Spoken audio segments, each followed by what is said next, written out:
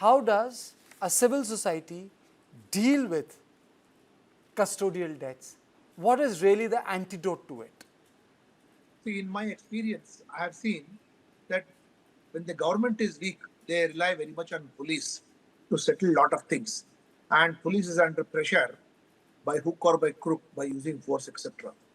So, this is a classic case where police has been given unbridled powers to carry on violence against an innocent, unarmed person.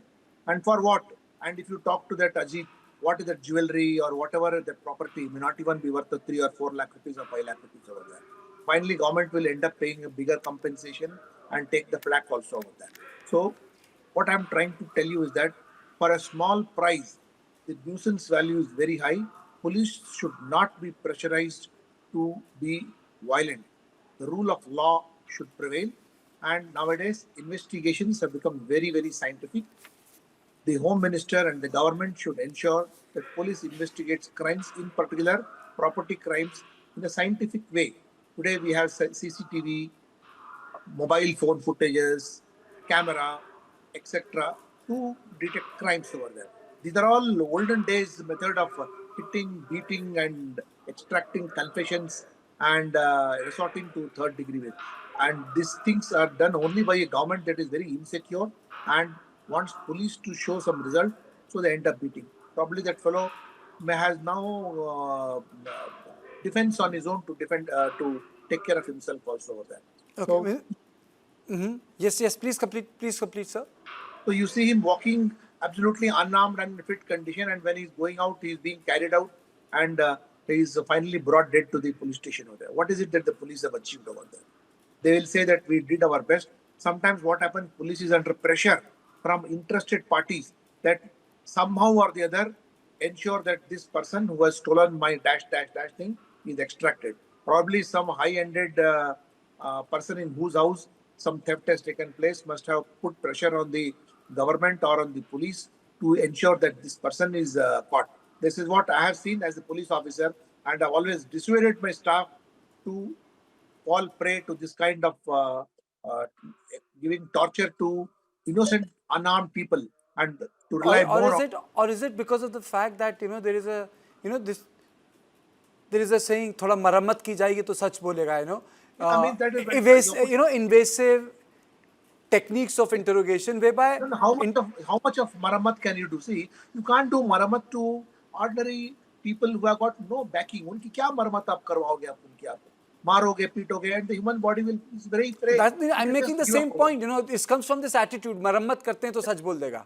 And they're all poor people, very, very poor people there. There is enough evidence these days to catch wrongdoers, and we have done a lot of extractions, confessions based on scientific footages of CCTV camera, mobile phone locations, tower locations, talks, and where the person was present, etc. Those could have been done. This kind of mar tod jo hai, marmat, is all very backward. This was all in the previous century of policing, not this century of policing. Absolutely, I completely agree with you, sir. Your opening comments, Mr. Kumar, Madurai bench was pretty tough on the police. I mean, it's a very strong comments by the judiciary, sir. Exactly. Yeah, today, one way, this to some extent, in this case, the people of Tamil Nadu are a little bit feeling relaxed about this case, that at least the police officers have been suspended and action has been taken immediately by the judiciary, and inquiry officer, a fourth additional judge has been appointed as a inquiry officer, and the inquiry officers will submit his reports on or before 8/7. That is, it's a quick date has been given.